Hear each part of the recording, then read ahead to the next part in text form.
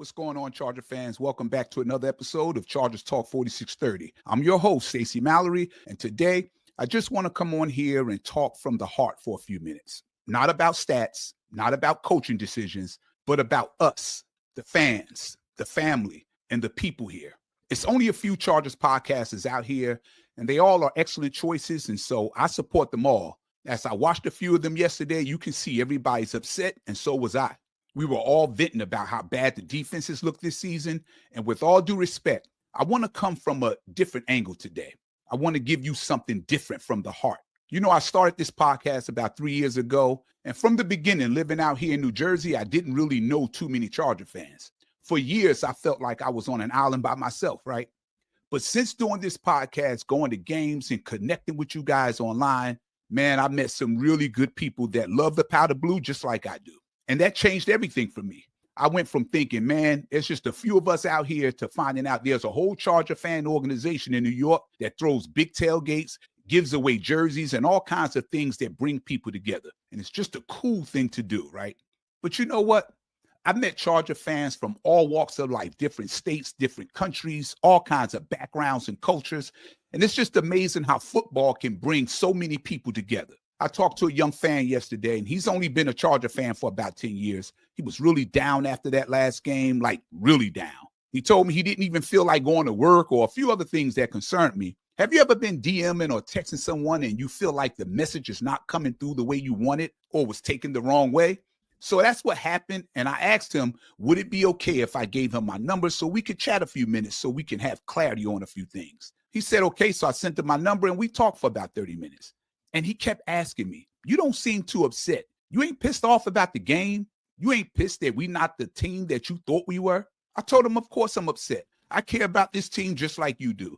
But I don't let it get to me like that anymore. I mean, it does affect you emotionally. Then I'm over it the next day. Kind of do what I have to do with regards to managing my emotions, right? And that's when I realized something. We all love football, but we all have to learn how to separate football from real life. My son, Justin, he's a diehard Charger fan too. And for a while after every tough loss, he'd go straight to his room, close the door, and not talk to anybody for the rest of that day. And sometimes it lingered for a few days. And I used to think that was just passion. He's showing emotion, right? But after a few years, I saw it was getting to him a little too much. So I started a little segment called Boat Cat. After every game this season, we sit down as like father and son for about 10 minutes, and we just talk about what we saw, what we felt, and how we process it. The whole point was to help him release that frustration instead of holding it in, because it's okay to be mad for a day, but you can't carry that frustration all week. Get it out, sleep on it, and then move forward, right?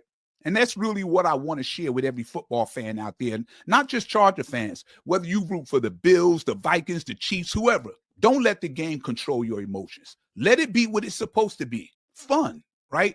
Because here's the thing. We all go through stuff, real life stuff. You know what I mean? Work stressing you out, bills piling up, trying to hold the family together, trying to figure out life. And sometimes football, this game, this team, it's our way to escape all that for a few hours. That's why I always say, don't forget to keep football fun. Man, I've been to tailgates where I didn't know anybody, but they see you wearing that powder blue, and the first thing they say is, hey, man, come grab a plate. What you drinking? That's love right there, right? That's family. I remember last year I met this cool dude named Kyle D through this podcast. I started writing for his website called stormcloud.blog. We even did a few podcasts together here, and we talked football all the time.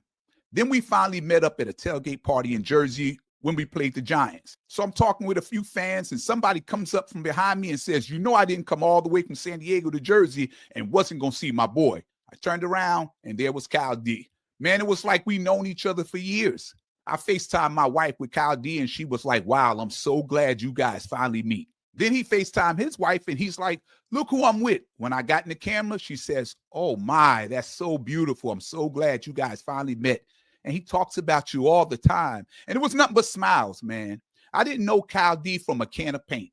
We are two guys from two different backgrounds that didn't know each other, but we treated each other like we're brothers. And I met his family, and we talked and shared stories and had drinks and ate some food. And the vibe and the energy was so in a good place. But that's what this sport does, right? It brings people together no matter who you are or what you look like. That's a beautiful thing. Understand this. Life is still good. Even after a tough loss, it's a blessing just to be here. It's a blessing to be able to pay your bills. It's a blessing to take care of your family and see your grandkids smile, right? Every day above the ground is a blessing. And let me just say this. Some people went to bed last night with plans for the day and they didn't wake up. We take life for granted sometimes. I could pay my mortgage and some people couldn't. I've got heat in the winter and air in the summer. Some people don't. I've got a comfortable bed to sleep in, food on the table for my family, and some people are out there sleeping on the street corner with none of those resources.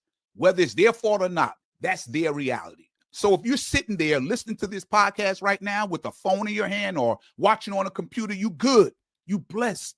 Because some people had dreams and plans for the next day and they never got to see it because they're not here. But you are. So don't ever forget how good life is, man. And I want to say something about separating this game from real life, because I know how much this team means to us, but you got to learn how to process it in a healthy way. You can be mad, frustrated, and disappointed, even yell at the TV for a night. That's okay. It's okay to feel that way, but please let it out. Don't stay in that space. Give it 24 hours, then move on. Don't let a game disrupt your mental or your peace. And when the game's over, step back and remember, it's football. It's supposed to be fun. It's something we love, but it's not life or death. You still have a circle of people that love you. You still got to go to work. You still got dreams to chase. Don't carry that loss into the next day. Take that same passion and use it towards something that lifts you up so you can keep moving and protect your peace, right? And yeah, the Chargers might frustrate us. Believe me, I know, but don't let that control you for days. There's too much going on in the world already. People are struggling. People are hurting. People are trying to make it. So when you tune in here, I want this to be a space where we can just laugh, be pissed and frustrated, but connect. And remember, we're family in that powder blue. So if you're watching this right now, and if you're listening right now, wherever you get your audio podcast, I just want you to know you're blessed. You're doing better than you think. And no matter what happens with this team, keep your head up and keep football fun, right? Because life will always be bigger than football. All right, family, that's the message for today. If this message hits home for you, share it with another Charger fan who might need to hear it. Don't forget to follow and subscribe, and you can also tune in wherever you get your podcasts. Make sure you check in with us from time to time to get Chargers content and updates right here on Chargers Talk 4630, where we talk faith, family, and football. So good luck Thursday night against the Minnesota Vikings. Stay blessed, stay positive, and as always, vote up.